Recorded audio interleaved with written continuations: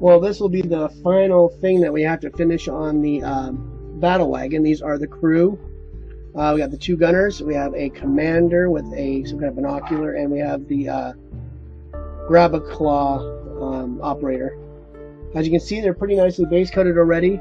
I think now I'm just gonna go base coating still some of the like the ammunition going into the guns, and I'll pick out some other gold pieces. I think there's might be an earring or two, and maybe pull some do some of the detailing on the guns. And then after that, I think I'm gonna go in for the camouflage on the pants. Then we'll do the skin, skin highlighting, and maybe do some washing on that, and then do some highlights on the clothes and the belts, and then highlight the boots. And we'll get these guys in the battle wagon and show them to you. Thank you for joining me. We'll be back in a bit. Thanks. We are on the home stretch for the Ork crew for the Blood Axe Battlewagon. Got all the metallics basically done. Just add a little bit of different washes, some dry brushing. Threw a couple brass colors in there for the bullets and parts of the weapon itself. They're basically the same, just a couple little pieces to give interest to it. One piece I really like how it turned out is the commander's binocular or rangefinder. I did a black-orange, then highlighted up with some other darker oranges, then a yellow and a white. I really how it turned out. Really cool, different look to it. And the only thing left basically is going to be the skin. I just did a wash, so I'm probably going to highlight the vests again. The camouflage is done on all the pants, and it's the same camo scheme as the truck, so they'll kind of go together. I know this is kind of orks are usually kind of hodgepodge. I'm kind of making them look like a Delta Squad kind of look to them. And highlighted the leather already. Maybe do some more of that. The boots have one highlight on them. I might do another one, and go and do the metal parts of that. Then probably gonna weather the bottom of the shoes so they look like they're in the dusty tank. And so that's gonna be it right now for the update. The eyes are done. Very hard. These orcs' eyes are very squinty, so like they're all aiming or something. So hard to get into those. And the commander, the way I have him set up, you can't really get into his face. So that is cool. So that's going to be it for right now for this update. And then next time you see them, they'll be done. Then possibly in the battle wagon, or possibly I'll do another part after that. So as usual, thank you for joining me, and we'll see you in the next part.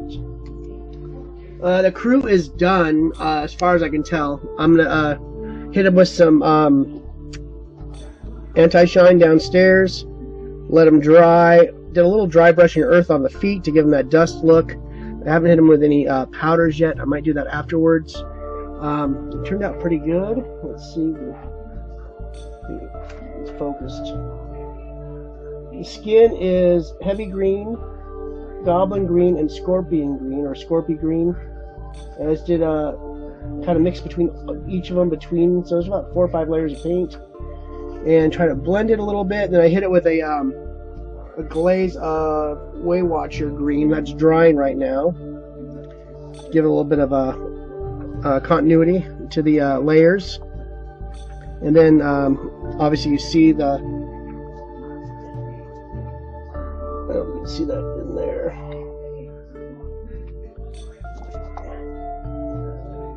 I love how that lens turned out. It's totally cool.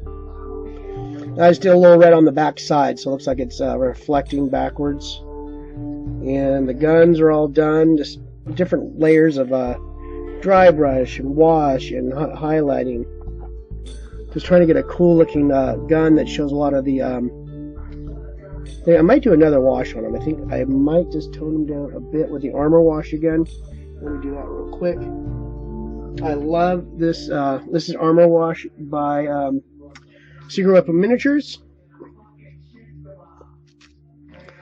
and it is like probably maybe close to Devil in Mud, but a little more brown or orangier, so it makes things look dirty. And that's how I like their weapons. Should be kind of, they're orcs, they're not. And what I'm going to do with that is mix a little bit of pledge. So maybe let's not do the pledge this time. Pledge helps it kind of run into the grooves a little bit better. And this I'm just going to hit it over, kind of give this an aged look. Kind of go back and forth with the different layers on these guns. I was trying to get them as cool looking as possible. And I want to lose, get some of that wash on the helmets. I highlighted them. I'm just going to knock them back a little bit. I think I'm going to leave the binoculars the way they are. They look like they're really well taken care of. Nice little highlight on them. Get these guns all done. All the ammo was done like brass and then highlighted again with a brass, then it was dry brushed with a gray over the ammo belt itself. Then there's still a little bit of gray or brass left. I took a shiny brass and just barely touched it in there just to highlight it. So it's just not too outstanding. The camo turned out pretty good, real simple. And basically the washes, I highlighted the vest back up to the regular color, and then highlighted the boots from black to a gray.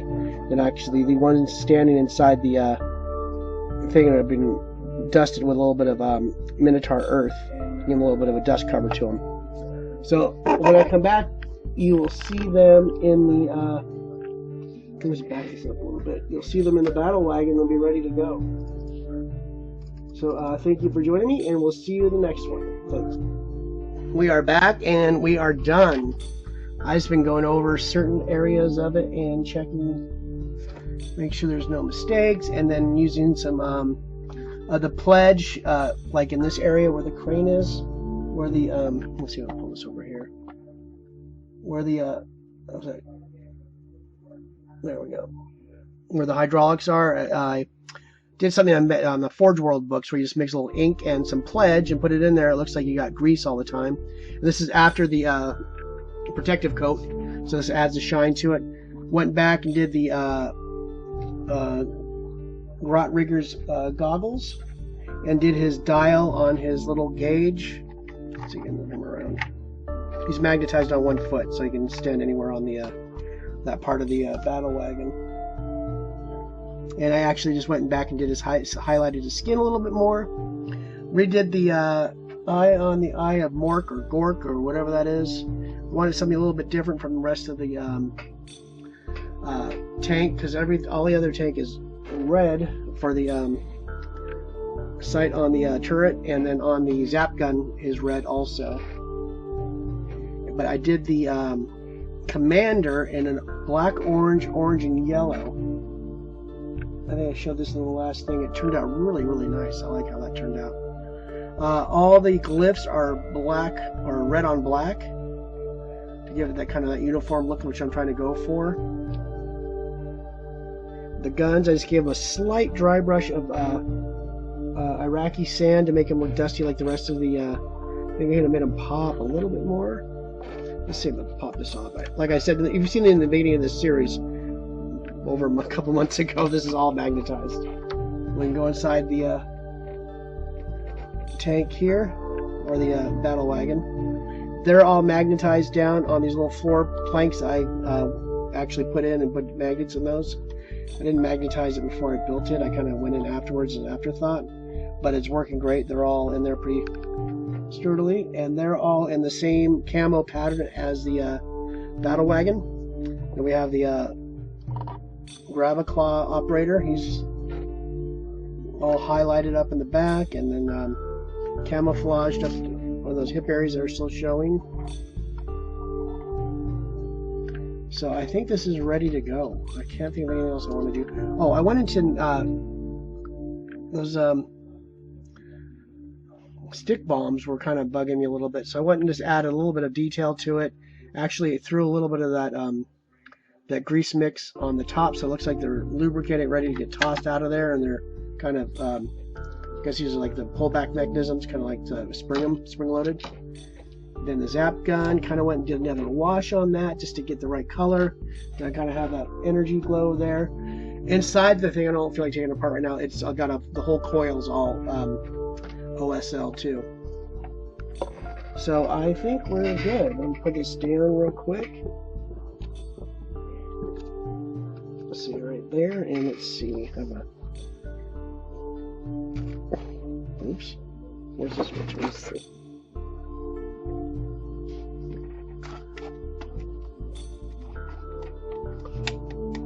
There's a switch on that.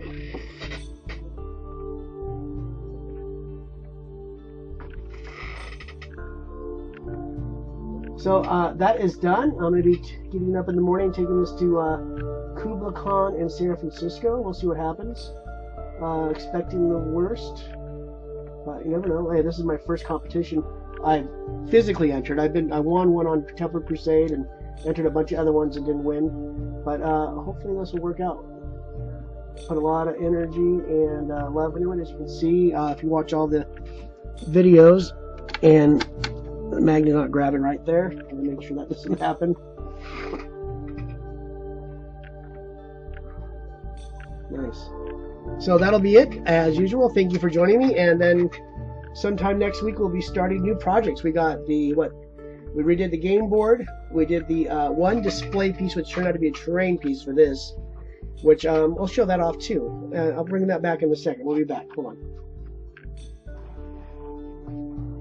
We are back, and this is the original display piece I built for this, and I want to put in the competition. I'm entering it as a large model, not a diorama, and I just don't think this would cut it as a diorama piece. It's just not dynamic enough, and it's it's cool looking for a simple display piece to keep at home. But I might take this with me just in case, but I don't think it'll work. I just like to keep it as simple with that piece there, but that's how it looks as the original intention of all this project came together. So I will see you in the next project, and I'll probably update you on what happened in Kublacon. I'll take my iPhone with me and keep a little bit of a diary as I am there.